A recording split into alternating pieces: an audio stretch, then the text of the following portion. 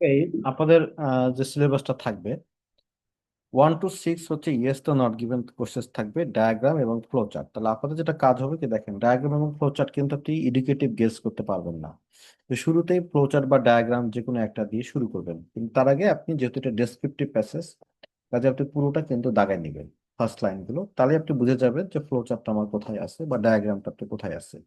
যেহেতু ডায়াগ্রাম একটা প্যারাগ্রাফের মধ্যে সবগুলোর উত্তর থাকে, কিন্তু ডায়াগ্রামটি আগে করাটা গুড, কিন্তু ডায়াগ্রাম তো সিকোয়েন্স ব্রেক করতে পারে।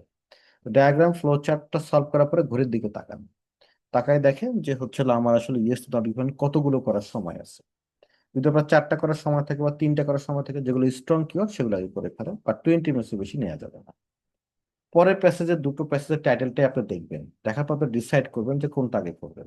ধরেন আপনি যদি দিস ওয়ান করেন আগে, এমসিকিউ সবগুলো আগে এমনি একটা অ্যান্সার এডুকেটিভ গেস করেন।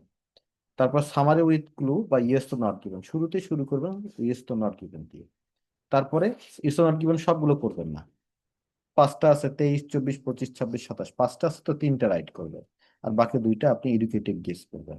করার পরে সামারি উইথ ক্লু করবেন। করার পর দেখবেন যে এমসিকিউ করার জন্য আমার টাইম আছে নাকি নাই, দ্যাটস আপনার জব। বা এমসিকিউ একটা দুটা হলেও করতে পারেন। Okay fine.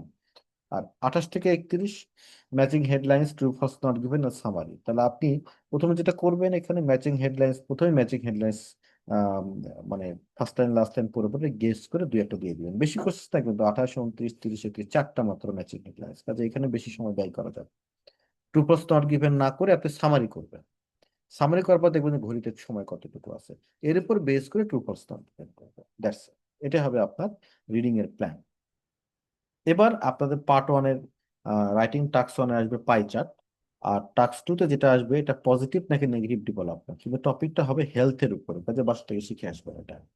আর আপনার স্পিকিং এ যেটা হবে এই 5টা কি part: describe a memorable conversations, describe your career goal, a funny movie, তারপর something you do to stay healthy, a piece of unusual clothing. এই 5টা আপনি কিউ কার্ড আপনি বাসা থেকে প্র্যাকটিস করে আসবেন। সঙ্গে পার্ট ওয়ানের টপিক হবে হোম টাউন এবং পাবলিক প্লেসেস।